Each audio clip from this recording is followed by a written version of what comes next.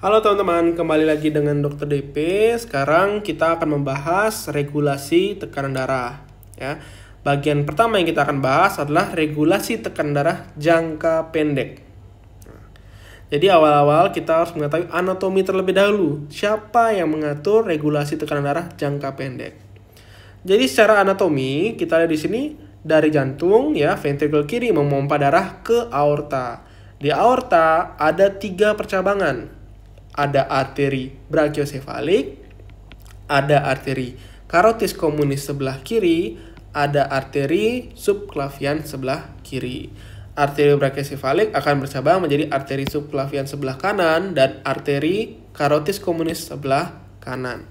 Nah, di sini kita lihat ada beberapa bagian yang penting, yaitu disebut dengan baroreseptor.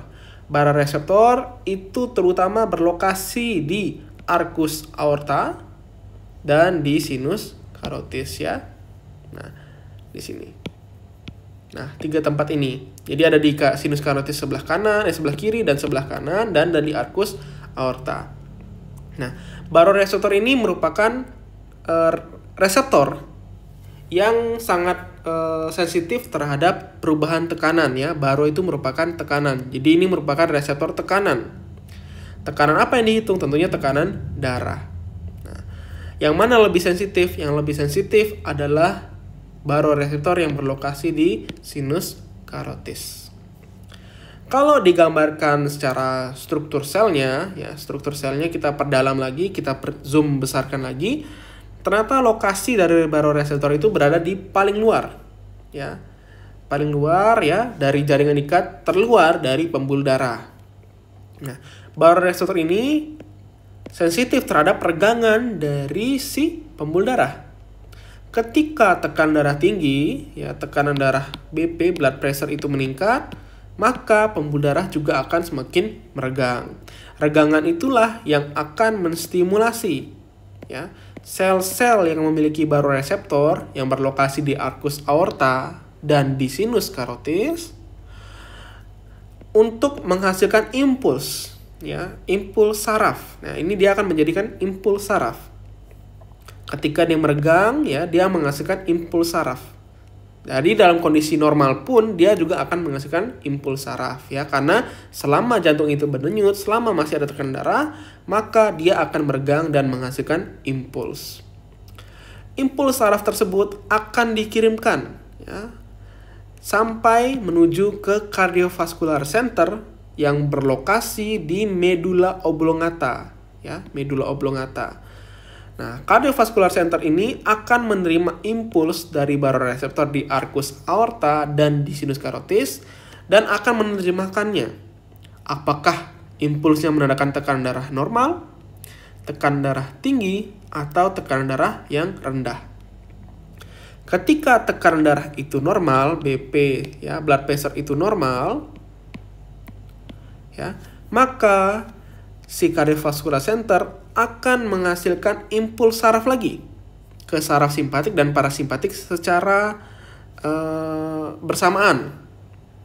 Jadi normal, ya, secara kalau misalnya tekanan darahnya normal,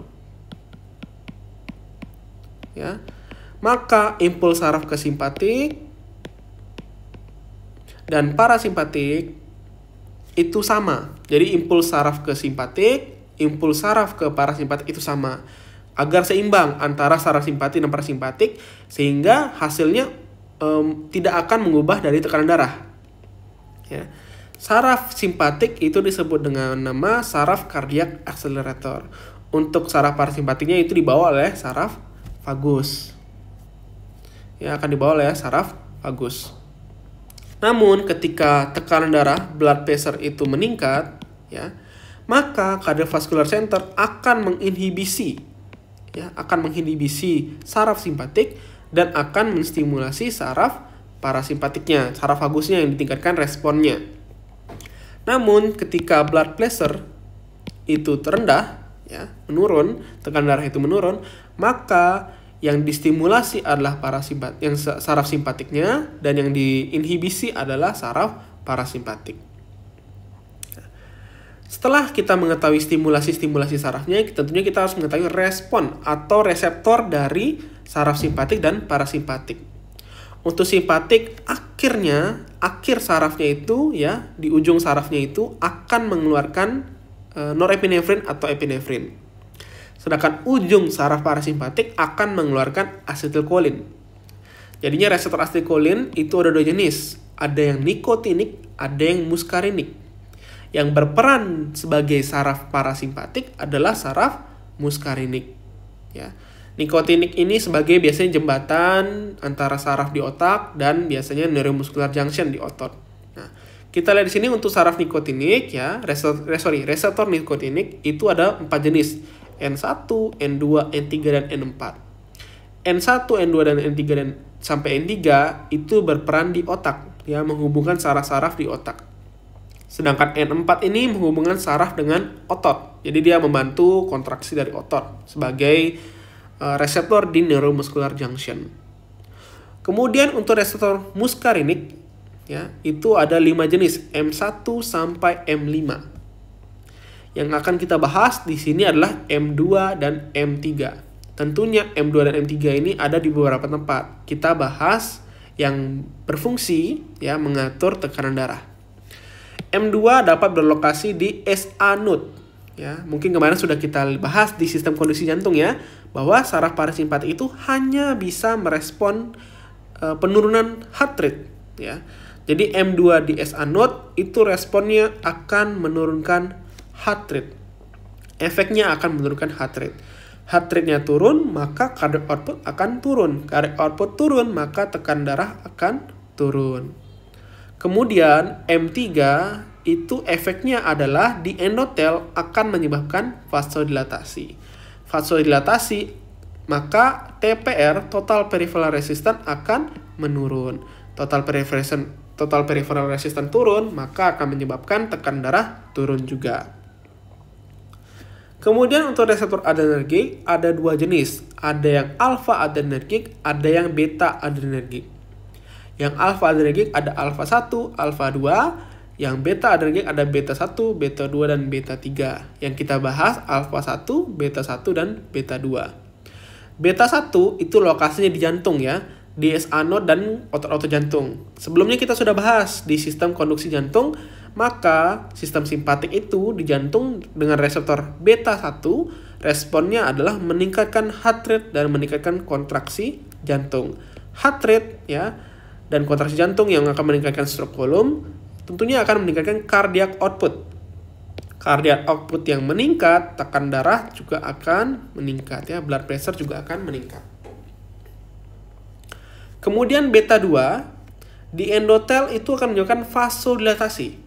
Nah, vasodilatasi berarti TPR-nya akan menurun. Ya, tekanan darah berarti harusnya menurun.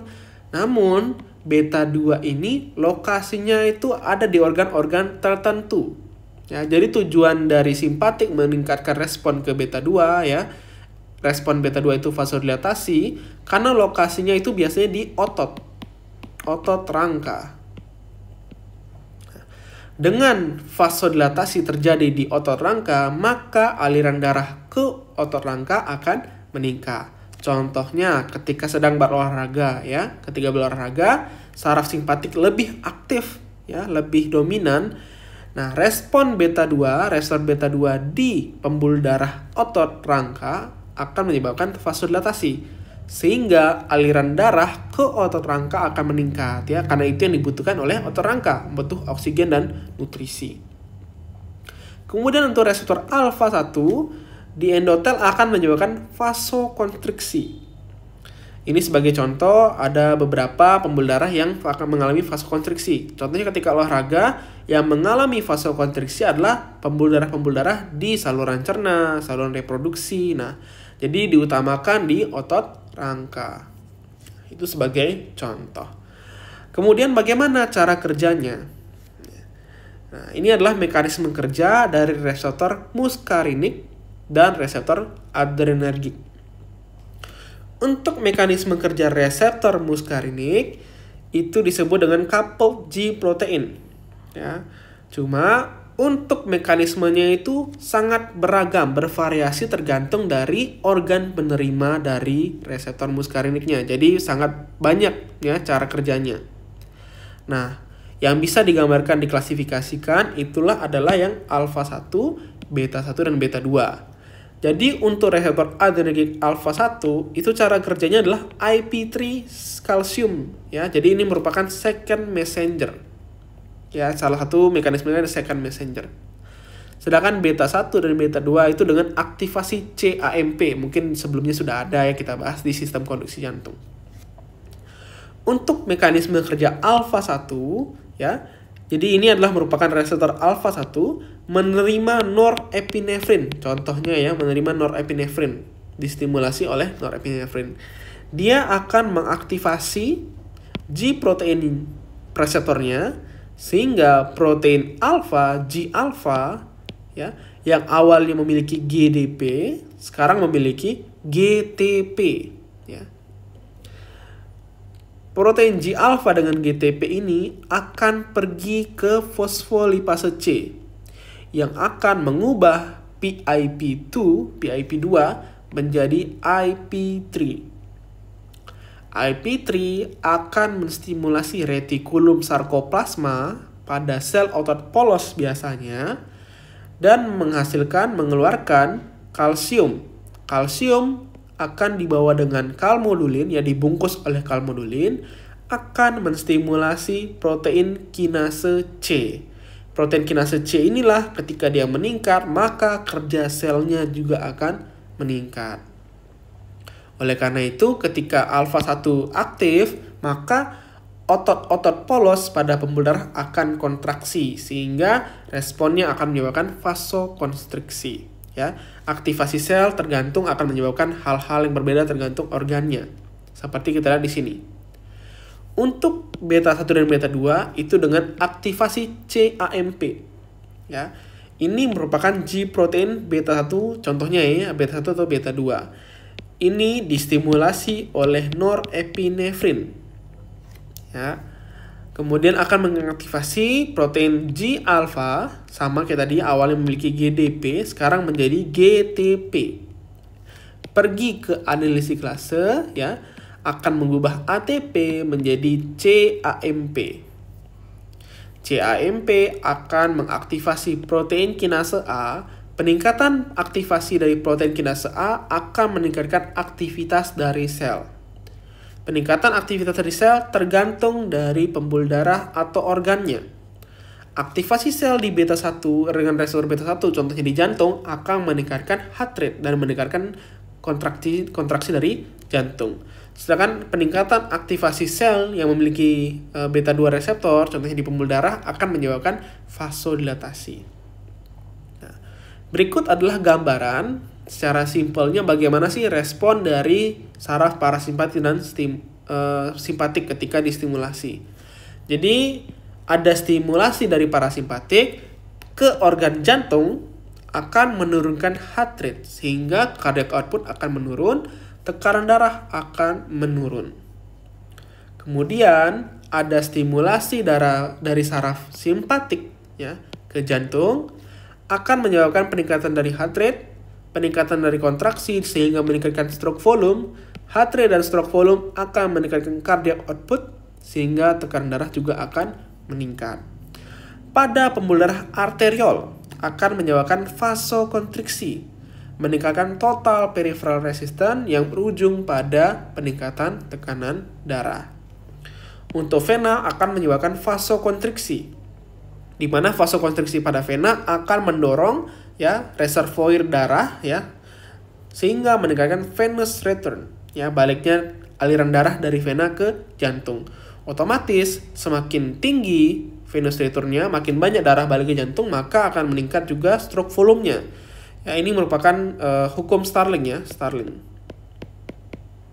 Semakin banyak venous return, semakin banyak aliran darah balik ke jantung, yang makin meregang jantungnya karena aliran darahnya banyak, maka akan meningkat juga stroke volumenya. Stroke volume meningkat, cardiac output akan meningkat, tekanan darah juga akan meningkat. Yang mungkin teman-teman itu dari saya terkait regulasi tekanan darah jangka pendek. Mungkin pada pertemuan berikutnya kita akan membahas regulasi tekanan darah jangka panjang. Teman-teman jika ada yang ingin memberikan saran, kritik ya, silahkan tulis di kolom komentar.